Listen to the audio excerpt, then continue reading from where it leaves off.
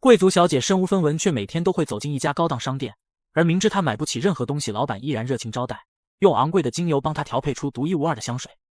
È perfetto. Grazie. 盯着女孩的背影，文森佐一脸陶醉，整个人也沉迷于她的美貌和微笑中无法自拔。伙计提醒，这已经是对方本月第31次零元购，再这样下去，商店恐怕都要被他搬空了。Lo sanno tutti che il padre è perso tutto al tavolo da gioco. Nessuno gli fa più credito ai pillitteri. Solo tu sei rimasto. Tu pensa a travagliare, va? 文森佐当然知道女孩家现在穷的只剩下贵族头衔，他心甘情愿付出，一方面是对女孩心生爱慕，另一方面则是自己付的流油根本不在乎这点钱。他每天都会假装从女孩家楼下路过，只为能和她有1秒钟的眼神对视。这天他终于鼓起勇气将女孩叫出来，献宝一样说店里刚进了最新款的指甲油，希望她能来试试。就在两人相谈甚欢时，女孩母亲却怒气冲冲走了过来。Che cosa vuoi tu da mia figlia? Niente. Stavamo solo parlando. Fila via. Prima che faccia venire mio figlio a darti le nerbate che merita uno scaricatore di porto come te. Se lo trovate, vostro figlio sarà ubriaco in qualche bordello a spendere gli ultimi soldi che non avete. 尽管家里穷的连新衣服都买不起，可男爵夫人仍然心高气傲，瞧不起家财万贯的平民商人。当被文森佐戳穿窘迫时，他恼羞成怒，竟然在人来人往的大街上当众甩了他一巴掌。这种羞辱无时无刻不在提醒文森佐的出身，告诉他即使穿上龙袍也不像太子。在这个城市，1半以上的贵族都欠他钱，可却没一个人真正尊重他。这种对待从父亲在世时文森佐就已经见识过，想不到现如今依然没有任何改变。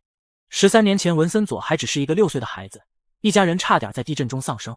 突如其来的灾难将家园彻底摧毁，不得已父母只能带着他远走他乡，来到西西里岛寻找一线生机。父亲凭借灵活的经商头脑，将家乡的香料生意带到这里。尽管刚开始一家人只能住在马厩，但很快就积累了一定财富，将香料生意做大做强。不幸的是，在文森佐8岁时，父亲因病去世，他只能跟着叔叔一起经营香料商店。受到父亲影响，文森佐逐渐在商界崭露头角，不管是人情世故还是生意手腕，都比叔叔要果断。19岁这年，他跟随一个英国商人去了伦敦，到了才发现自己竟然有如井底之蛙。西西里岛的一切生产都还在依靠人力，而伦敦却已经进入蒸汽时代，一台机器就能取代几十个工人。文森佐胆识过人，直接花高价采购2台机器，这样一来就可以自己研磨原料，避免了中间商赚差价。就在商店生意蒸蒸日上，越做越稳时，对文森佐打击最大的2件事出现了。首先是初恋对象听从家里安排，嫁给一个足以当他父亲的贵族。紧接着没过多久，叔叔竟也不幸离世，整个家里就只剩他和母亲相依为命。从那之后，他把更多精力都放在生意上，经过10年努力守住了父亲留下的产业，又将生意持续拓展。现在他不仅垄断了西西里岛的香料生意，就连渔业、矿产和盐场等等，所有能涉猎的领域都有他的足迹。毫不夸张地说，只要他跺一跺脚，整个西西里岛的经济都要颤抖。在这里，文森佐的名字就是财富的代表。某天，一个落魄贵族来找他借钱，文森佐一眼认出对方竟然是初恋的丈夫。E allora, in onore della vostra antica amicizia, vi chiedo di provvedere alle nostre necessità. No. 即便对方已经穷得快要揭不开锅，可却完全没有求人的低姿态。这些年，所有跟文森佐借钱的贵族都是这样，以至于他不想再做无谓的付出，直接将对方赶走。然而他万万没想到，晚上多年未见的初恋竟然主动找上门。他将文森佐拉到最里面的房间，缓缓脱掉外套，说如果他能借自己1万块，就可以为他做任何事。文森佐眼神复杂，看着曾经深爱过的人，最后还是心软，将跪在地上的他扶起来。Sei senza morale, senza scrupoli. Saremmo stati una coppia bellissima. 他捡起外套送回初恋手里，告诉他明天会把钱送到他家中，不需要偿还。文森佐不知道初恋是否会后悔，但他知道从此刻起自己已经将那段感情彻底埋葬。出于个人原因，他将这笔钱送了人，但作为一个商人却不能任由资金外流而不作为。现在西西里岛2/3的贵族都向文森佐借过钱，但每次要债都以各种理由推脱不还。这晚贵族们全都聚在一起参加跨年派对，文森佐本打算借这个机会去要债，不想在门口竟然被守卫拦住。这场派对只有贵族能参加，即便文森佐富可敌国，却因出身低微被拒之门外。这件事给了文森佐重重一击，下定决心要娶个贵族小姐改良血统，不再任由那些落魄贵族瞧不起。Trovatevi una moglie. Che bella notizia. E che cos'è che ti ha fatto cambiare idea? Dobbiamo togliercelo questo peccato originale che ci abbiamo addosso. A me non mi interessa se è giovane, vecchia, bella, brutta. L'importante è che abbia un titolo, che sia nobile. 他一直以来都只谈生意，不愿意结婚，现在改变主意，母亲比任何人都要兴奋。这所宫殿一样的豪宅就只有母子俩，也是时候该有一个继承人了。文森佐才刚刚决定要结婚，第二天就在码头遇到一个样貌出众、气质绝佳的女子，看样子似乎是某个贵族的千金小姐。他命人四处打听女子的姓名和家世背景，可接连几天都没有任何消息。某天，一个米兰商人邀请他来家里做客，希望和他谈谈有什么生意可做。文森佐只当是一场普通的饭局，却不想竟然看到了码头偶遇的女子。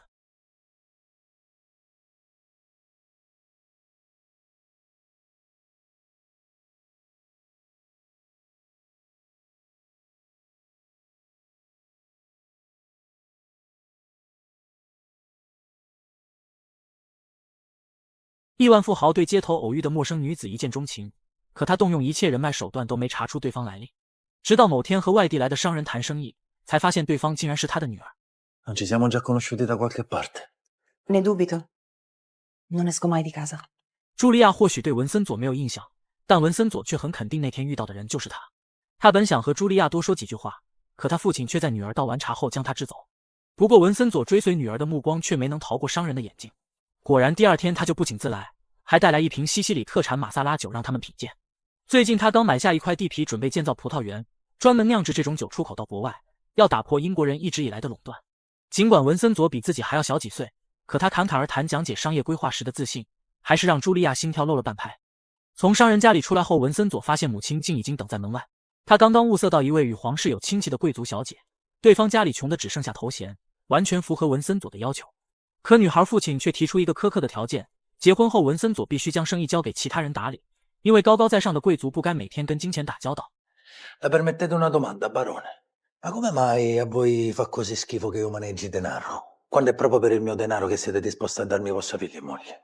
Ma come vi permettete? Vincenzo. 对方明明已经变卖家产到只剩下一栋空荡荡的房子，可即便这样还是傲气十足将母子俩赶走。这些年文森佐已经受够这些徒有其表的贵族，不想再任由他们摆布，然而母亲却让他认清眼前的现实。 Qui lo manda chi te nei piccioli, che fa ancora non capisci?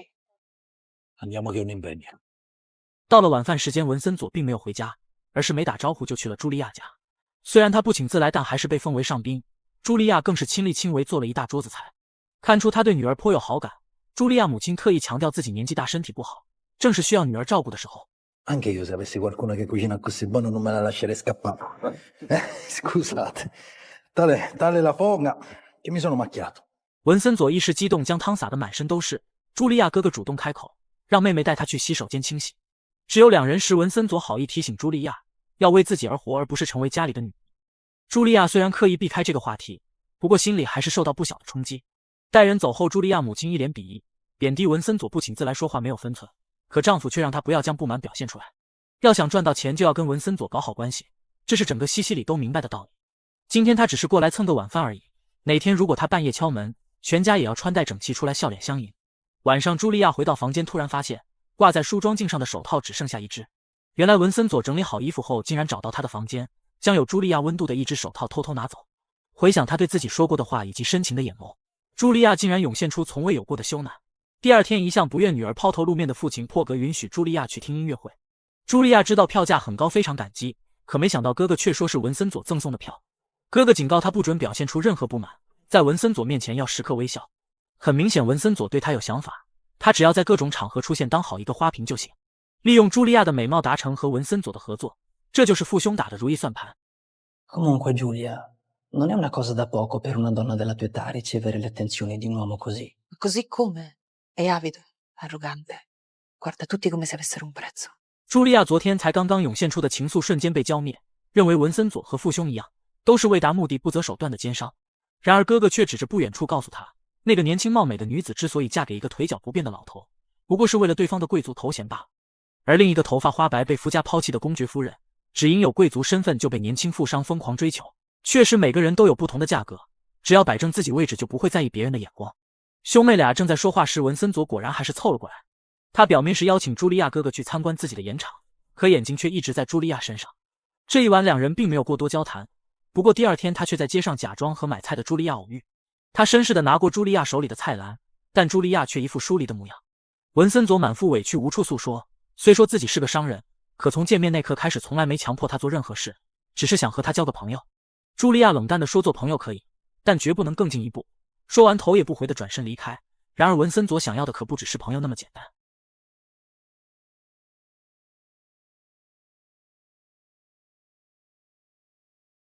Non ci riesco. Mi stai chiedendo di diventare la tua amante?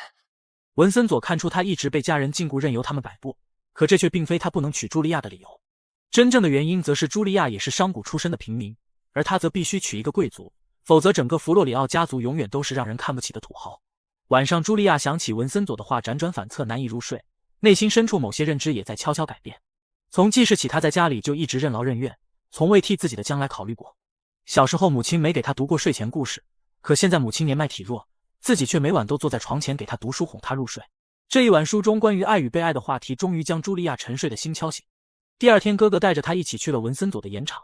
茱莉亚心里清楚，父兄无非是想利用自己促成和文森佐的合作。然而，当得知盐场是文森佐从一个贵族手中低价收购而来，茱莉亚对他竟产生了前所未有的敬佩。一顿简餐过后，哥哥决定订购10桶海盐。然而，就在兄妹俩即将离开时，天空却下起了大雨。文森佐贴心准备了2个房间让他们留宿一晚，可茱莉亚听后心里却7上8下，疯狂跳动。入夜后，2颗躁动的心伴随窗外的雨滴声难以入眠，最终还是茱莉亚鼓起勇气敲开了文森佐的房门。这一晚，2人彻底交付彼此的真心。然而第二天看到妹妹从文森佐房间出来，哥哥却一脸铁青，没给2人告别的时间就匆匆离开。回到家，父母面色凝重，对茱莉亚劈头盖脸一顿指责，骂她不知自爱，给家里蒙羞，甚至还要把她送到米兰的修道院。 Non era quello che volevate? Per un affare in più mi vendereste al migliore offerente. Sei senza vergogna. 正在一家人争执时，文森佐突然找过来，他承诺会负责任给茱莉亚想要的一切，却唯独不能娶她，给她名分。 I miei sentimenti per Giulia sono autentici. Ma un matrimonio non ha niente a che fare con i sentimenti. Io ho delle responsabilità verso il nome che porto. 父亲和兄长并非有多在乎茱莉亚，只是他一旦无名无分跟了文森佐，整个家族都会被人耻笑。见他们不为所动，文森佐只好拿出强硬手段威胁。西西里岛1半以上的商人都欠他钱，而另一半则和他有贸易往来。只要自己一句话，就没人敢跟他们做生意，最后甚至还要血本无归爬回米兰。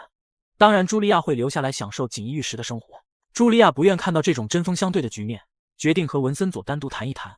可听到的第一句话却是抱歉。 Non ti posso sposare. Mi dispiace.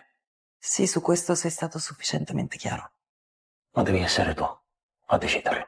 文森佐诚恳地表示会对他负责到底，将市中心豪华地段的公寓划到他名下，让他过上所有女人梦寐以求的贵妇生活。除了名分，他们会像正常夫妻一样，自己也会每天去公寓和他见面。这个承诺足以让茱莉亚心动，可他又害怕文森佐只是贪图一时新鲜。Mi odi. Sì. Aspettami in carrozza. 他的担忧只持续了几秒钟，最后还是毫不犹豫决定跟随爱情的脚步，离开禁锢他32年的家。这栋公寓是文森佐亲自布置，没想到竟完全符合茱莉亚的喜好。他本打算将茱莉亚安顿好就回去工作，可一转身却发现根本不舍得跟他分开。就这样，茱莉亚没名没分跟了文森佐，却遭到文森佐母亲的强烈反对。他警告儿子不要再和地位卑微的茱莉亚见面，否则将会沦为西西里的笑柄，更不会有贵族愿意嫁给他。 Tu te rends compte? Tous les sacrifices qu'ont dû faire ton père et ton oncle. Tu veux gâcher ça? Eh bien, trouve-la moi. Trouve-moi une femme de la noblesse, je l'épouserai. Ne t'inquiète pas pour Giulia. De toute façon, je continuerai à la voir, que ça te plaise ou non. 母亲让文森佐不要贪心过了头，鱼和熊掌根本不可能兼得。这句话或许对别人有作用，但文森佐却自信地表示，自己想要的从来都没有得不到的。母亲见劝说无果，只好抓紧一切时间寻找结婚对象。很快就物色到一个出身贵族的年轻寡妇，可没想到就在这时，茱莉亚竟然怀了身孕。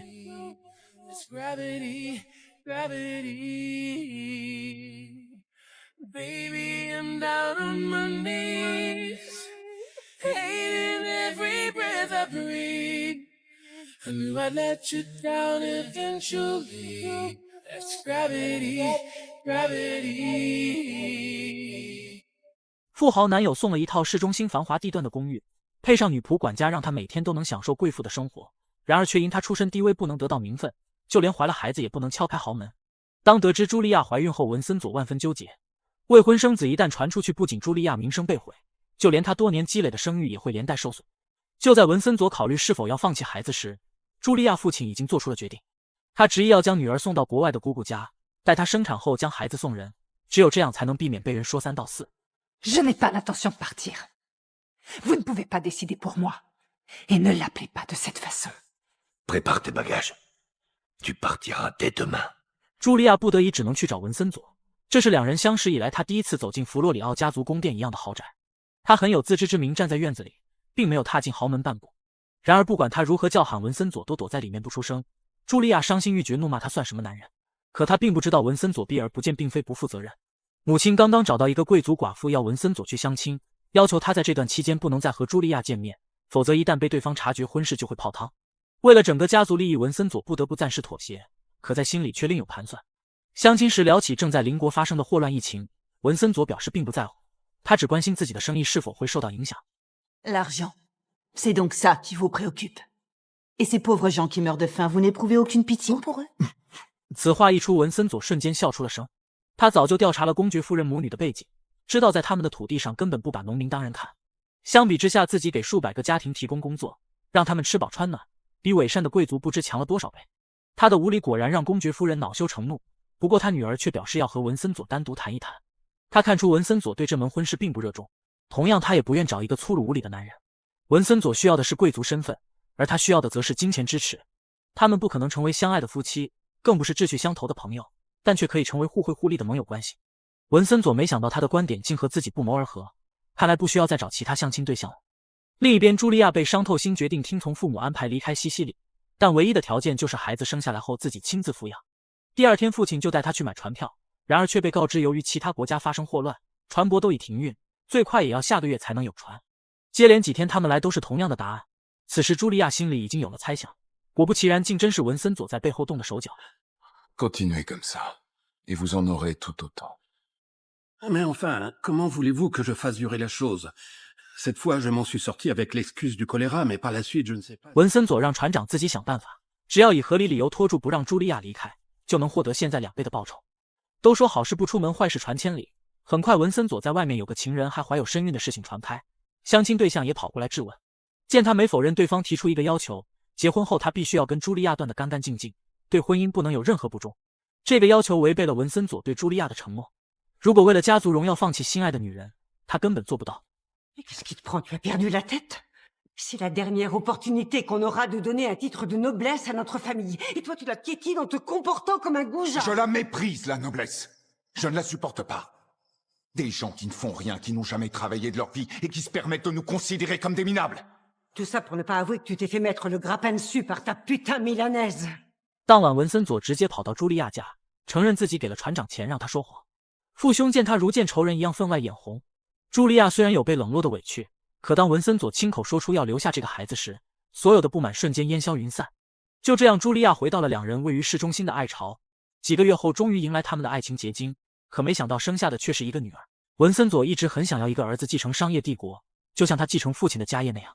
尽管他并没再多说什么，可脸上的失望茱莉亚全都看在眼里。在接下来的半年时间，他早出晚归，忙于工作，而茱莉亚则像笼子里的金丝雀一样，被关在这栋豪华公寓里。即便带着孩子出去，也不敢和文森佐走在一起，生怕会引起别人的非议。茱莉亚就像日渐枯萎的花朵一般，也终于引起了文森佐的注意。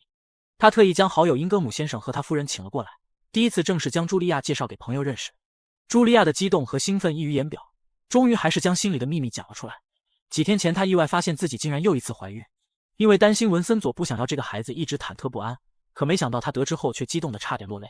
然而文森佐母亲却被这个消息气得失去理智，怒骂儿子正在毁掉弗洛里奥家族的声誉，完全不知道他为了整个家族牺牲了一切。De quoi tu parles? On vivait dans un minuscule taudis, un endroit sordide, sans chauffage, et maintenant tu as un immeuble rien que pour toi. Tu portes de la soie, tu as une femme de chambre, une cuisinière, tout le monde peut faire ce genre de sacrifice. Non mais qu'est-ce que tu veux que ça me fasse de porter de la soie, d'avoir des immeubles et une femme de chambre? Tu ne sais rien de moi, Vitch. Rien du tout. 母亲眼含热泪说，她根本不在乎这些物质东西，她一生想要的只有一个人，然而那个人却是丈夫的亲弟弟。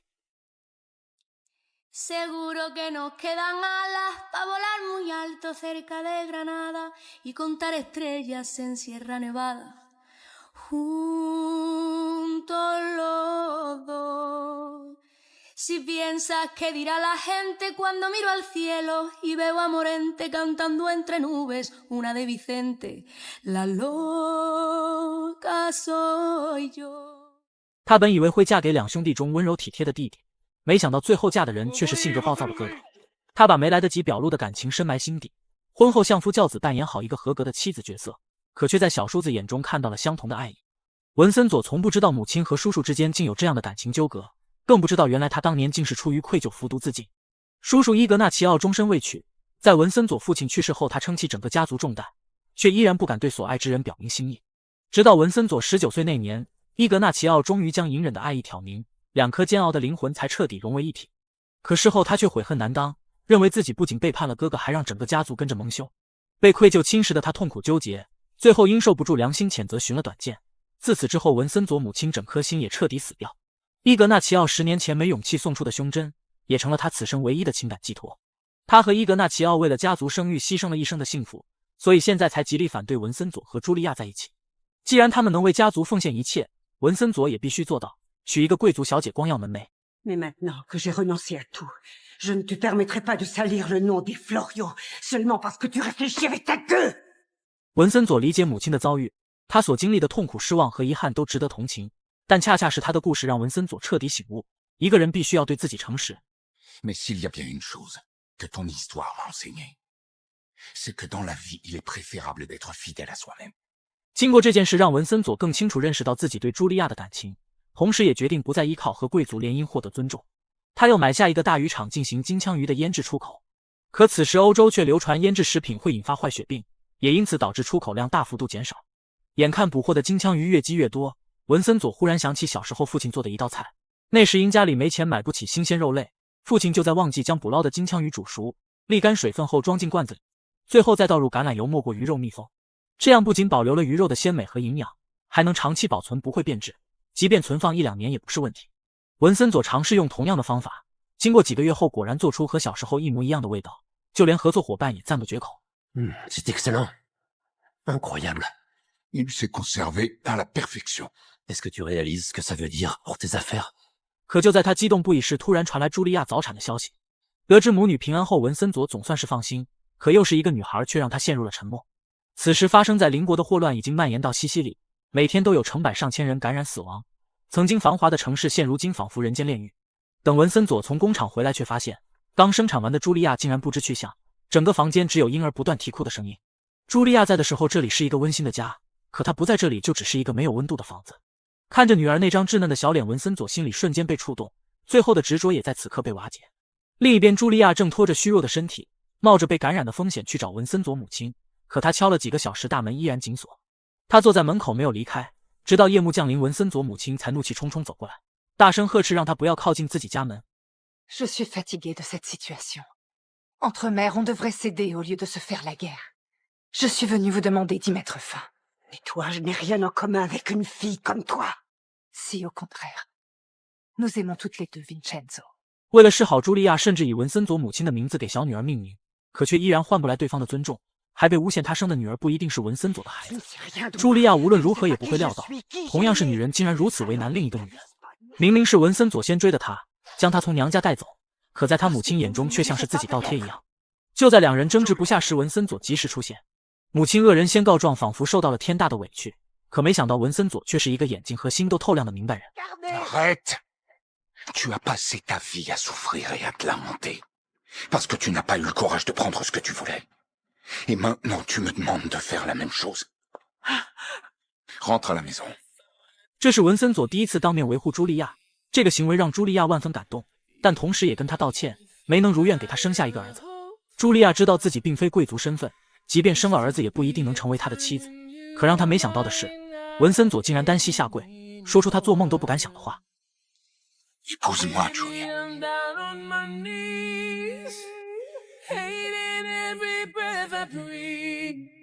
I knew I'd let you down eventually. It's gravity, gravity. Baby, I'm down on my knees, hating every breath I breathe. And I let you down eventually. 文森佐回到家，看到茱莉亚不在的那一刻，忽然明白，不管是社会地位还是家族声望，都不及和爱人坐在床边话家常来的幸福。他不再把困住人心的家族荣耀放在首位，而是优先考虑到自己的幸福。然而这时西西里的霍乱却越来越严重，有钱有势的人大都远离城区，躲到郊外，文森佐也不例外。他早就在海边买了一栋别墅，本打算用来一家人度假，没想到却成了避难之地。茱莉亚对房子的装修和位置赞不绝口，给足了情绪价值，可母亲却冷着一张脸挑三拣四。说房子离海边太近会很潮湿。Con il colera in città, questo è il posto migliore dove stare. E poi quando il colera sarà passato, nella buona stagione vivremo qua e il resto dell'anno lo passeremo a Palermo. Alla mia età, avanti e indietro. E dicitela una parola buona una volta. 安顿好一切后，文森佐和茱莉亚来到海边散步。在落日余晖下，茱莉亚尽情释放，设想婚礼就在海边举行。然而文森佐却面露难色，说暂时不会有婚礼。由于城区祸乱肆虐，所有婚丧嫁娶全都被推迟或取消。文森佐承诺祸乱结束后会给他一个难忘盛大的婚礼，但现在他必须要回到城里照看生意。临走前，他叮嘱茱莉亚待在别墅不要出门，每天都要用热水烫洗床单被褥。Non ci voglio stare qui senza di te. Vengo anch'io a Palermo. No, se ne parla proprio. A Palermo ci stanno 2000 morti al giorno. Se dovesse succederti qualche cosa non me lo perdonerei mai. 茱莉亚除了担心文森佐回去会有染病风险，另一方面则是不想跟他母亲单独待在一栋房子里。果不其然，儿子刚走，文森佐母亲就冷嘲热讽，幸灾乐祸，说以后能不能有婚礼还是个未知数。与此同时，文森佐回到城里时，发现这里早已尸横遍野，整个西西里跟外界彻底切断，外来货船一律不允许停靠。现在仓库的货最多只够维持1个月，而等待出口的特产也无法上船。文森佐的贸易帝国面临巨大的考验。他找到同样是商人的好友，商议联合所有同行建立一支属于他们自己的舰队。然而造船的成本和维护却高得离谱，单凭文森佐一人的流动资金根本不够。即便他找来20个实力相当的同行，可费用还是差了一半。他试图去游说有钱的贵族，但他们眼高于顶，连说话的机会都不够。好友劝他像自己一样娶个有地位的贵族女人，这样在社会上就有了话语权。 Sinceramente, Vincenzo, non la capisco questa tua ostinazione con quella donna. Giulia, si chiama Giulia. Non ha esperienza in società, non ti porterà alcun vantaggio. Non sempre bisogna generare profitto. 文森佐不会为了利益放弃心爱的女人，却不知母亲竟趁他不再对茱莉亚发难。这天，茱莉亚被2个孩子的哭闹声吵醒，发现负责照看孩子的女仆竟然不见了。文森佐母亲漫不经心地绣着花，说昨晚女仆擅自出门，不知见了什么人，担心她会把病毒带进来，所以把人赶出去。在这种非常时期，无家可归的女仆被赶走，只有死路一条。她非但一点怜悯之心也没有，更没有帮忙照看孙女的慈爱之心。就在茱莉亚想带孩子去海边散步时，却被制止，不允许她离开房子半步。 Stiamo andando in spiaggia qui sotto. Allora non mi hai sentito. Ti ho detto di no. Questa è casa mia e comando io qua. Questa è anche casa mia. Eh no, mia cara, tu sei solo un ospite qui. E finché mio figlio non ti sposa, tu non sei nudo. Se non vi sta bene, cacciate anche me. 此时文森佐正因筹不到造船资金而发愁，忽然他想到可以去银行抵押贷款，然而银行新的负责人却说1毛钱也不会借给他。原来几年前文森佐曾低价从他父亲手里收购渔场，一家人怀恨在心，认定他是趁火打劫，现如今根本不可能对仇人伸出援手。就在文森佐一筹莫展时，更糟糕的事情发生了。由于西西里一直被封锁，导致食品和药物短缺，民众们都已经快要被逼到绝境，他们纷纷跑到街上打砸抢掠，就连文森佐的店铺也岌岌可危。文森佐不顾一切冲到店铺门口，诚恳地告诉大家他也没有库存的药品和食物了。可民众显然并不相信一个商人的话。就在人群疯狂向店铺逼近时，不远处突然传来一声枪响，骑兵如同对待草芥一般，毫不留情将子弹射向一个个鲜活的生命。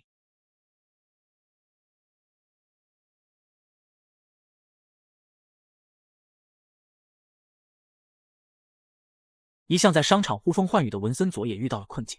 由于霍乱持续，整个西西里已经沦为一座孤岛，所有货船都不允许靠岸。现如今，不仅每天有将近2000人染病而亡，活着的人也因药品和食物短缺近乎绝望。为了活命，他们不顾一切抢掠，可没想到东西没抢到，却丢了性命。皇室非但不想办法解决百姓的困境，竟然还直接派出勇猛精进的骑兵。这些骑兵对闹事平民无差别射杀，尽管前一秒店铺差点被人抢空，可文森佐在看到这种情形却非常痛心。Perché l'avete ammazzata? C'era bisogno.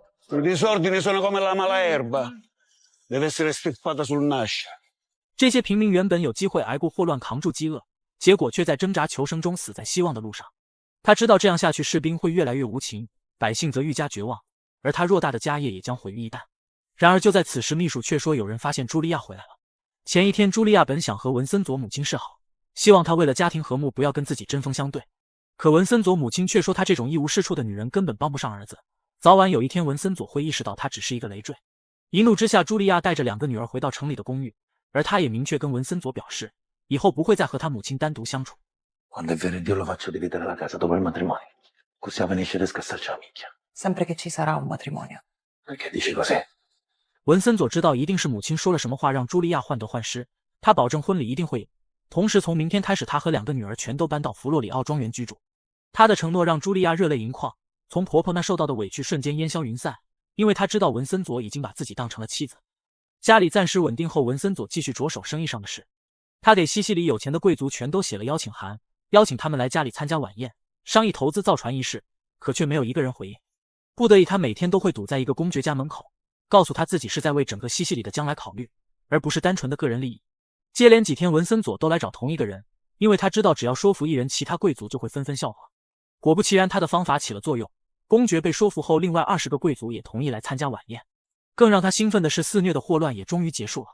可即便如此，文森佐还是要组建一支舰队，以防再有货船无法停靠的事情发生。筹备晚宴时，茱莉亚俨然女主人一样忙前忙后，这一幕让文森佐母亲觉得十分碍眼。他泼冷水让茱莉亚不要幻想，说贵族们根本不会投资造船。为避免丢脸，他甚至决定把自己关在房间不出来迎客。Sapete quanto ci tenga Vincenzo.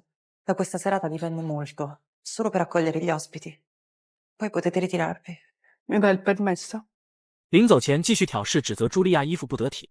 尽管知道是儿子亲自挑选，可仍然毒舌地说茱莉亚穿得像个舞女。这一次，茱莉亚没有继续跟他争辩，而是堆上笑脸，扮演好女主人的角色。她挺直腰杆，和文森佐一同站在门口迎接贵客。可没想到，这些贵族夫人表面优雅得体，背地里却言辞刻薄。Vi è una certa pretesa d'eleganza, non trovate? Più uno si sforza di raggiungerla, e meno l'afferra. Con questa epidemia sono stata segregata in casa per settimane. Una tale noia che sarei andata a cena anche dal garzone.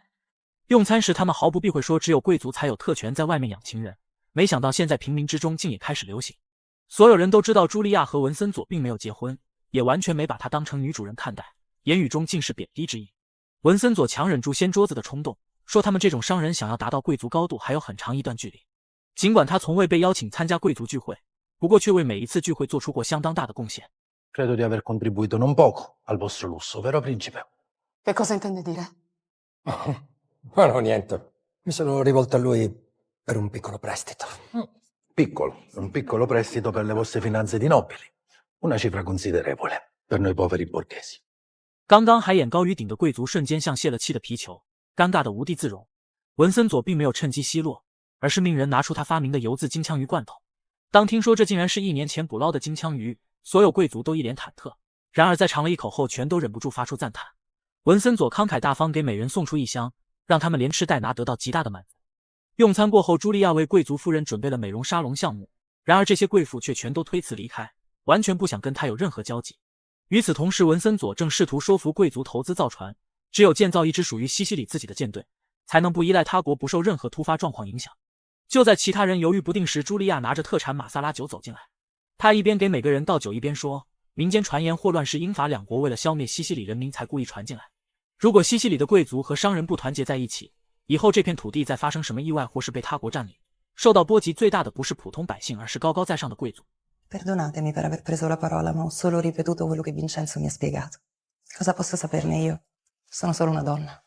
茱莉亚的话让在场贵族陷入了沉默。不过很快，所有人都同意投资造船，毕竟关乎到自己的利益。文森佐的激动之情溢于言表。这一次不仅事业难题得到解决，还见识到茱莉亚不为人知的闪光点。但更让他兴奋的是，茱莉亚竟然又一次怀孕了。由于霍乱刚刚结束，婚礼一直没有举行，直到茱莉亚怀孕7个月时，终于如愿穿上婚纱，和心爱之人走进了婚姻的殿堂。Baby, I'm down on my knees, hating every breath I breathe. I knew I'd let you down eventually. It's gravity, gravity.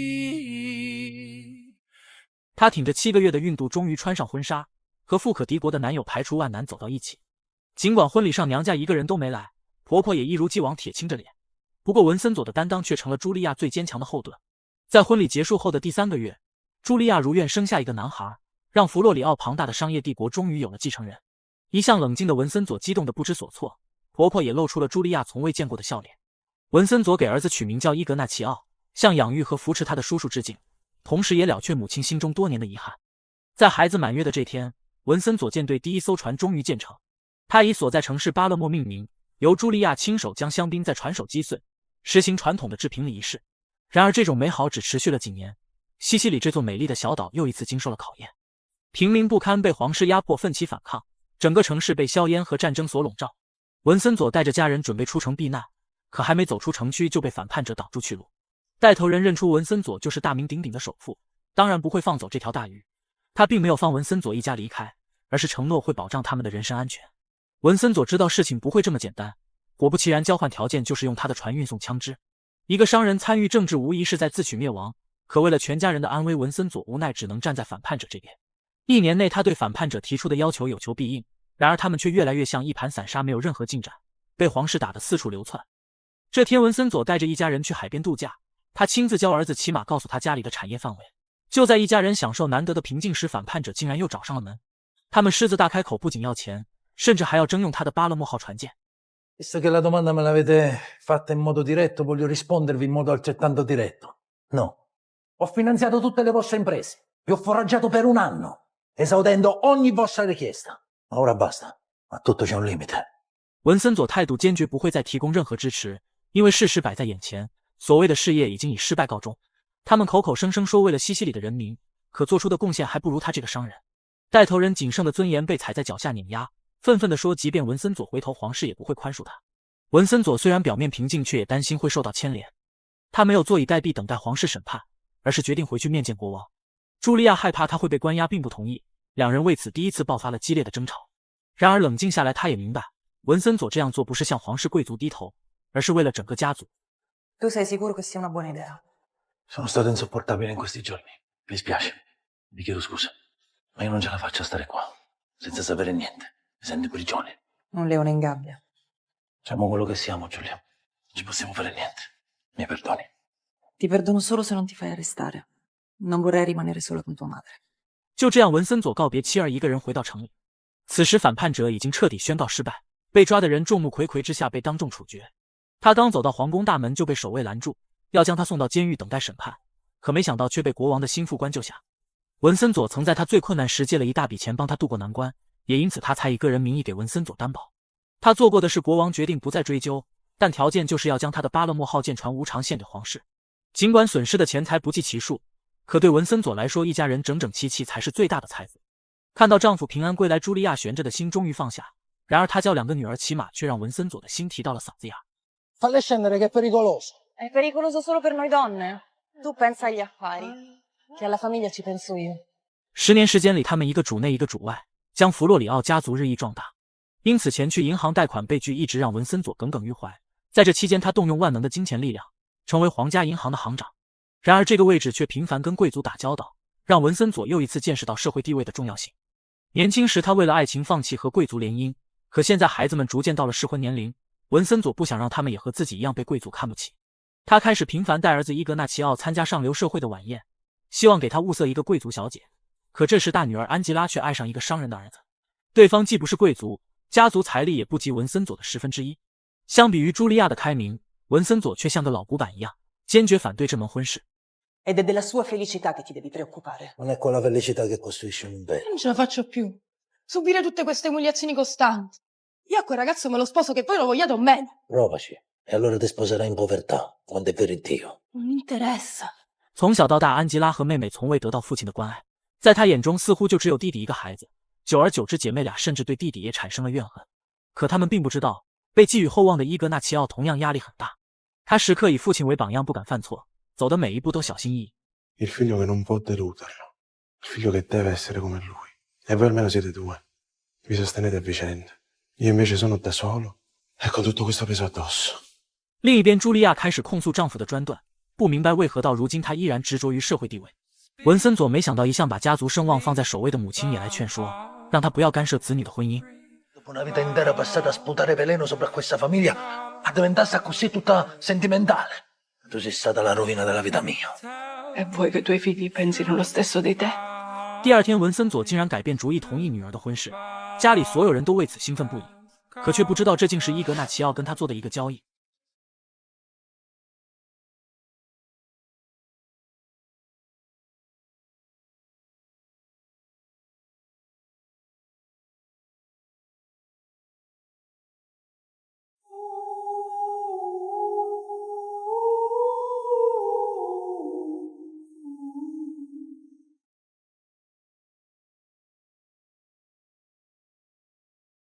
为了两个姐姐的幸福，他跟父亲做了一笔交易，将自己的婚姻大事交由父亲做主，但姐姐必须嫁给他们心爱的男人。这是伊格纳齐奥唯一能为两个姐姐做的事情。可没想到，很快他就遇到一个不该爱的女人。茱莉亚并不知道儿子做出的牺牲，她一心给女儿筹备婚礼，要让她风风光光的出嫁。文森佐母亲也将珍藏多年的胸针亲手给孙女戴上，她这一生所有的遗憾全都化作祝福送给了安吉拉。婚礼这天，文森佐纵使再不愿，还是亲手将女儿交到新郎手里。这一幕看得茱莉亚和婆婆泪流不止。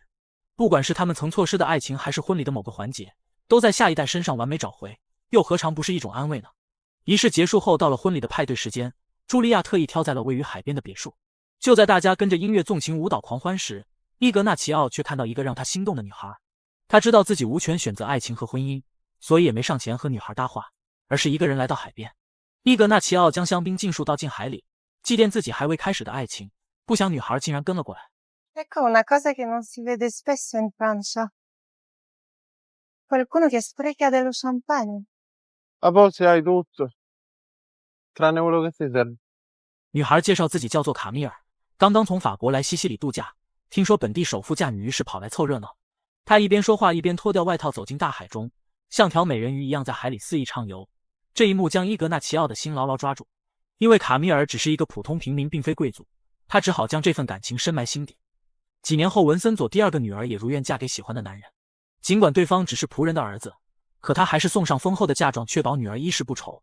婚后夫妻俩定居马赛，生下一双儿女。某次伊格纳齐奥去法国看望二姐，不想竟然和卡米尔重逢。这次他压抑的情感彻底释放，可却因违背对父亲的承诺愧疚难当。回到西西里后，他不再和卡米尔联络，所有来自法国的信件都被原封不动收进抽屉里。文森佐并不知道儿子的秘密，刚帮他物色到一位男爵夫人的女儿乔安娜。两个家庭会面时，伊格纳齐奥一言不发，这让茱莉亚十分担心。这些年丈夫对儿子的教育她不敢苟同，只希望儿子能和心爱的女子结婚。可文森佐年龄越大却越固执。Hai plasmata tua immagine e somiglianza. È mio figlio, è normale. Ma lui non è come te. E come sono io, Giulia? Come sono io? Sono così spregevole, è così orribile starmi accanto. Quando mai sposato? Una volta sei stato capace di fare un gesto disinteressato. 茱莉亚相信丈夫能为自己妥协，也可以为了儿子改变。可她根本不知道文森佐从小到大受到的屈辱。从父亲那一辈开始，他们就遭受贵族白眼，到他这里尽管已经成为首富，却依然不受贵族待见。他只是希望儿子娶个贵族小姐，避免子孙后代有同样的遭遇。和茱莉亚结婚的20几年里，他努力工作积累财富，既然不能让贵族尊重，就让他们恐惧，而能让他们恐惧的就只有金钱。Io lo so che Ignazio non prova niente per sta picciotta, ma sono sicuro che sarà un ottimo marito.E col tempo, un giorno impareranno anche a volersi bene. 就在伊格纳齐奥的婚事刚刚敲定时，文森佐母亲的生命却即将走到尽头。临终前，他忏悔没有给儿子一个轻松的家庭环境，也终于承认对儿媳茱莉亚的针锋相对，皆源于对她的羡慕和嫉妒。他给孙子最后的忠告，就是不要为了家族利益娶一个不爱的人，幸福要靠自己去争取。Mamma. Cuore mio, oh cuore mio, era piccolo e duro. Non dite così. Io ho fatto di tutto perché tu non fossi felice. Non è vero. Perdonami, fece. 葬礼这天，伊格纳齐奥未婚妻一家全都到场，可就在他和乔安娜说话时，却看到卡米尔竟然也来了。两人之间的暧昧，乔安娜都看在眼里，却并没有上前质问。接下来的时间，他和伊格纳齐奥一起商议婚礼细节以及度蜜月的地点，唯独没有提及他和卡米尔的事。然而这一切却逃不过文森佐的眼睛。这天，卡米尔偷偷从伊格纳齐奥房间出来，被文森佐堵了个正着。他毫不留情将卡米尔赶出自己家，而伊格纳齐奥的沉默则让卡米尔彻底死心，怒骂他是个可怜虫。事后，伊格纳齐奥跟父亲道歉，说自己是一时冲动，可茱莉亚却在儿子眼中看到了泪水，这也让她对丈夫的不满越来越深。很快到了文森佐梦寐以求的时刻，弗洛里奥家族终于迎娶到一位贵族千金。在教堂前，乔安娜父亲忽然停下来，问女儿是否真心要嫁，如果她不愿意，现在还来得及。Non pensare alle 1000 persone che stanno là dentro, non pensare a noi, pensa a sta camminata fino all'altare. Se la vuoi fare, ma se non la vuoi fare, me ne torniamo a casa. 父亲的话让乔安娜备受感动，不过她却整理好头纱，迈着坚定的步子走进教堂。因为从见到伊格纳齐奥的第一眼，她就已经喜欢上了这个男人。婚宴上，乔安娜跟伊格纳齐奥道歉，因为忘了给他的朋友卡米尔邀请函。伊格纳齐奥从他眼神中看出他已经了解了真相，但乔安娜识大体的没有揭穿，让他万分感激。伊格纳齐奥表示自己已经是已婚人士，以后会和异性朋友保持距离，算是给了乔安娜一个承诺。婚礼结束第二天，两人坐上游轮去威尼斯度假。文森佐得偿所愿，终于可以放松，决定和茱莉亚去海边别墅过2人世界。可茱莉亚却冷冷地说要去二女儿那里住一段时间，或许儿子和儿媳以后的感情会越来越好。但伊格纳齐奥为了家族，为了父亲的期望，放弃了很多东西，这是最让茱莉亚心痛的地方。他一走就是整整1年，这期间文森佐每天都会给妻子写信，而每封信的第一句话都是亲爱的茱莉亚。他知道自己专断做了很多错事，但到了这个年纪已经很难再去改变。信中他保证会为了茱莉亚去尝试，只希望她能尽快回来。春去秋来，他终于等到了那个身影，那个即使要放弃家族荣耀也要娶回来的妻子，终究还是带着笑容回到了他身边。Ho detto che voglio rimanere solo. Ma tu non ci sai stare solo. Non hai mai saputo starci. Senza di te non sono nessuno.